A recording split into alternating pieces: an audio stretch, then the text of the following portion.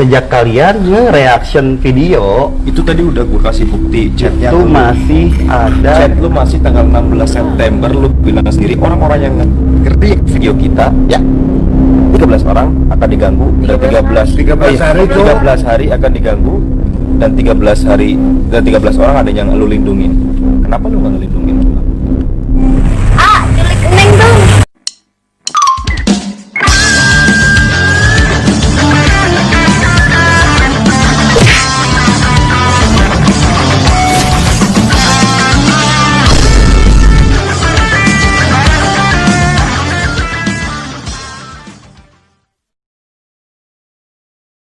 Assalamualaikum, ketemu lagi di channel Republik Ngehe, channelnya musisi Ngehe akhir zaman, YouTuber yang gagal viral dan tidak terkenal, tapi setidaknya punya pesan moral. Balik lagi kali ini di part 13. Sebenarnya gue udah males gitu loh, karena yang udah gue tonton ya dari mulai A B C D. Kalau gue bilang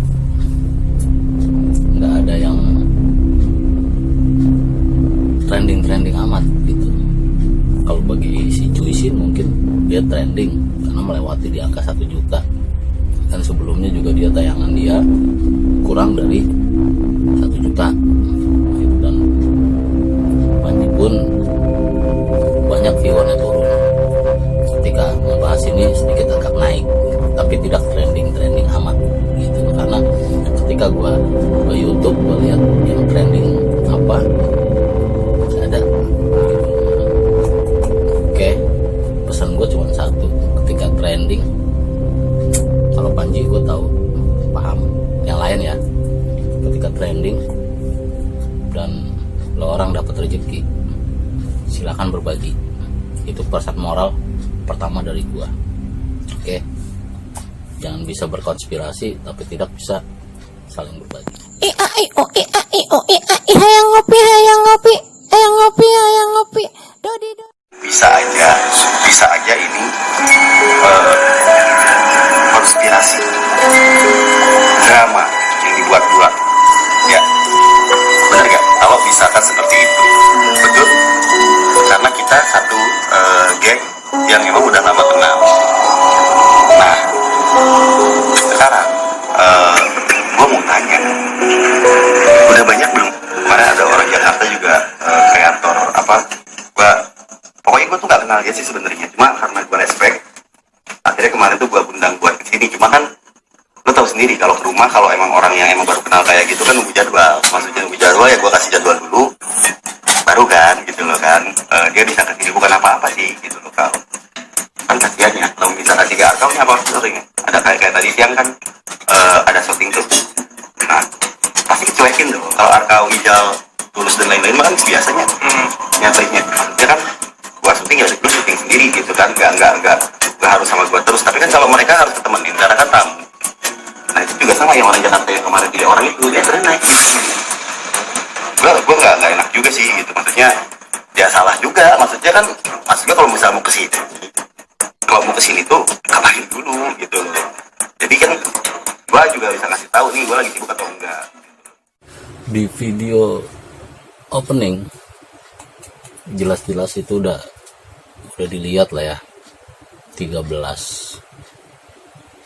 angka sial. Apa sih 13 itu dimitoskan oleh manusia itu sebagai kesialan, tapi tidak dengan di Cina. 13 itu hoki. Bagi gua 13 pun itu sama aja. Kalau seperti itu, ya itu tadi, lu jangan terlalu percaya. Tapi di sini Panji tidak menyebutkan bahwa 13 itu angka sial, tapi 13 orang yang diganggu dan 13 orang yang dilindungi.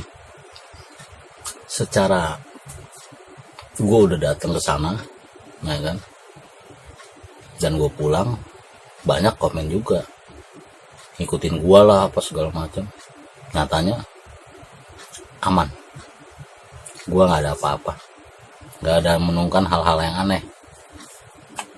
Dan kemungkinan 13 orang yang dilindungi itu adalah 3 orang dari Jakarta yang disebutkan oleh Panji. BLT udah cair belum, Ji? Jangan lupa ntar sore beli gorengan. Konspirasi pun itu sebenarnya sudah mulai terbongkar. Gua pribadi tidak menyebutkan bahwa mistis yang di rumah Panji itu adalah settingan. Tidak, itu benar-benar nyata. Gua alami auranya ketika kesana walaupun gue siang. Ketika gue pulang sehabis isya pun itu tambah kuat, ya kan? Terutama yaitu tadi di rumah yang itu. Dan di konten Nikita Mirjani itu jelas Panji dia bilang nggak mau membuka rumah itu apa segala macam di sini gitu, hanya cerita lamanya dia tinggal di situ, udah itu doang. Tapi secara mistis Panji nggak membuka. Gue udah bilang di situ adalah titik yang paling seram, yang paling mistis banget gitu loh. Terus ketika si Panji membenarkan adanya konspirasi, karena satu tim bisa jadi gini loh, Panji tidak terlibat di konspirasi. Di sini yang terlibat di konspirasi adalah Cuisin dan timnya dari Tegal. Gitu loh. Karena dia tahu kalau membuka atau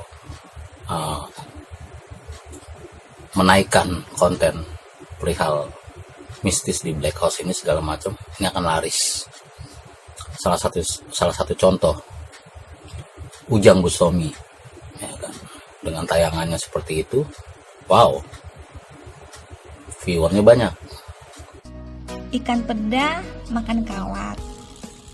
Permisi, janda melewat. Dan ada yang disuruh katanya, yang gue suruh buka apa tuh pokoknya konten apa, gue lihat sampai pocong itu dibuka dan mayatnya itu kelihatan. Nonsense. Bukan gua nggak percaya gaibnya ya, tapi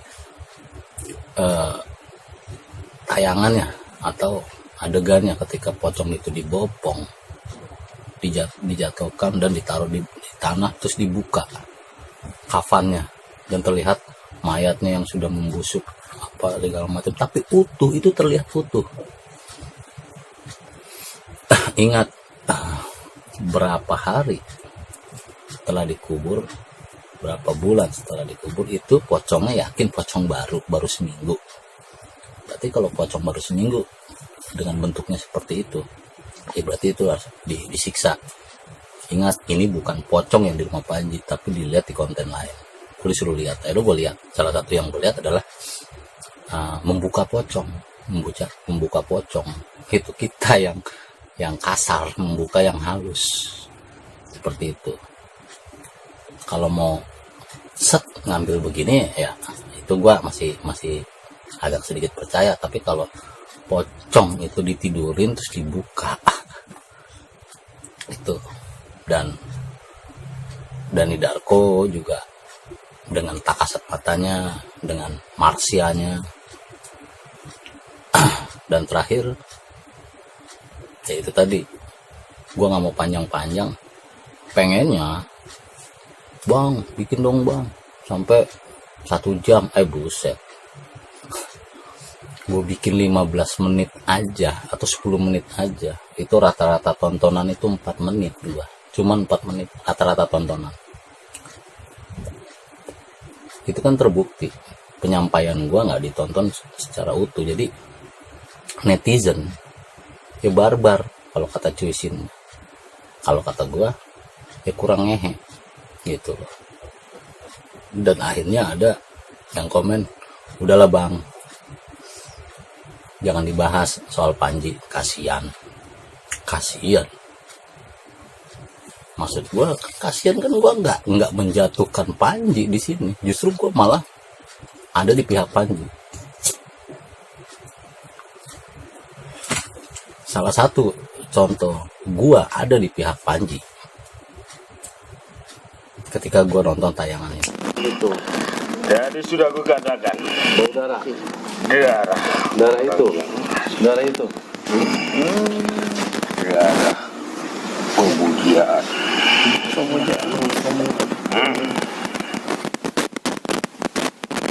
Buak.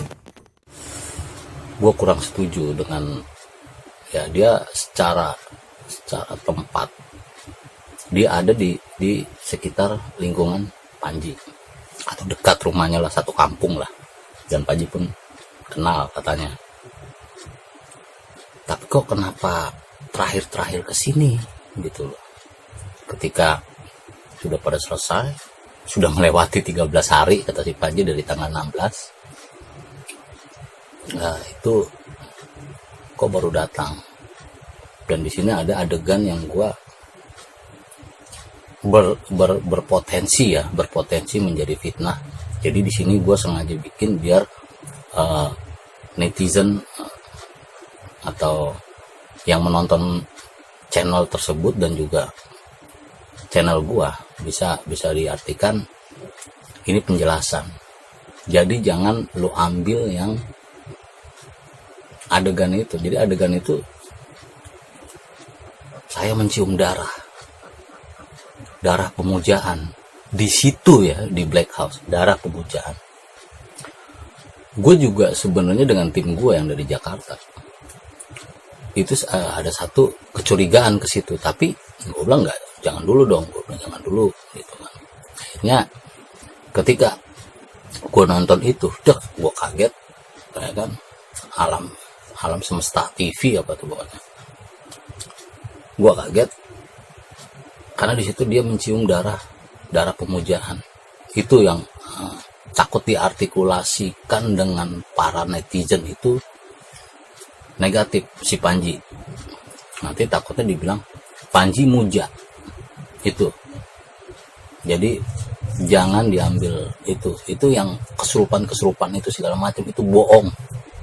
Gue mentahin ke lu ya. Gue juga takut nanti netizen berpikiran si Panji seperti itu.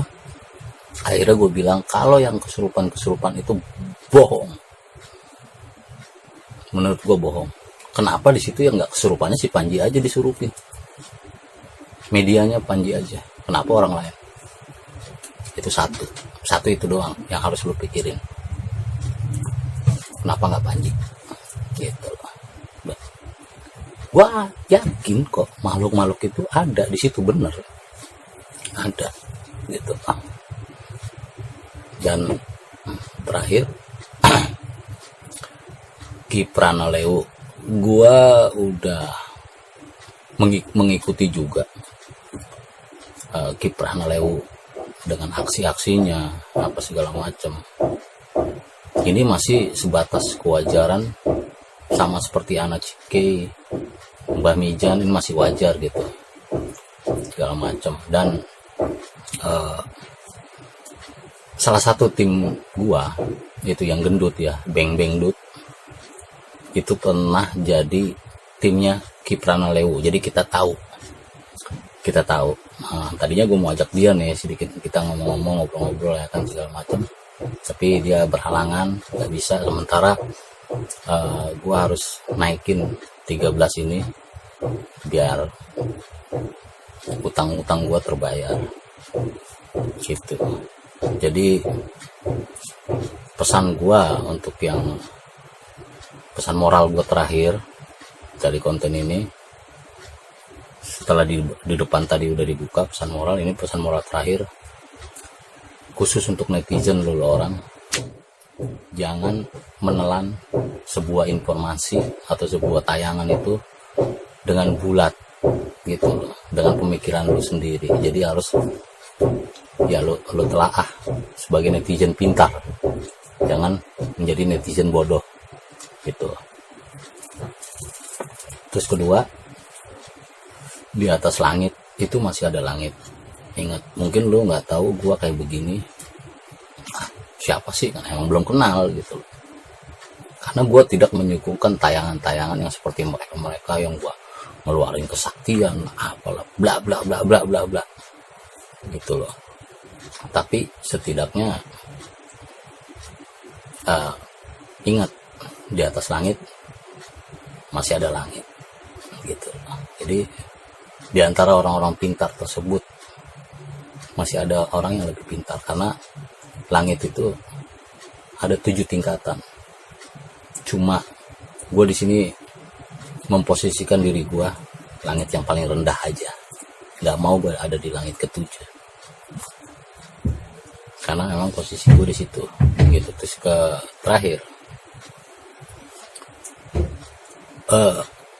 kembali ingatkan untuk pesan moral yang pertama, ketika lu mendapatkan AdSense atau rezeki, kasarannya kalau dari YouTube, kalau YouTuber dari AdSense, kalau lu orang yang kerja apa segala macem lah, jangan lupa berbagi. Itu aja.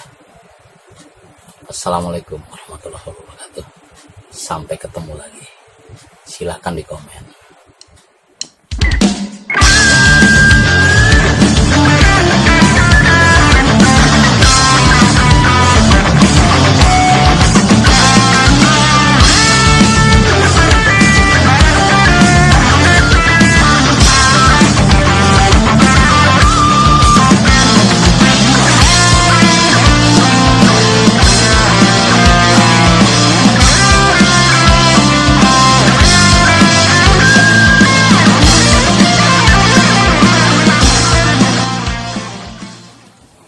Jangan lupa subscribe, like, share, and komentar. Mantap.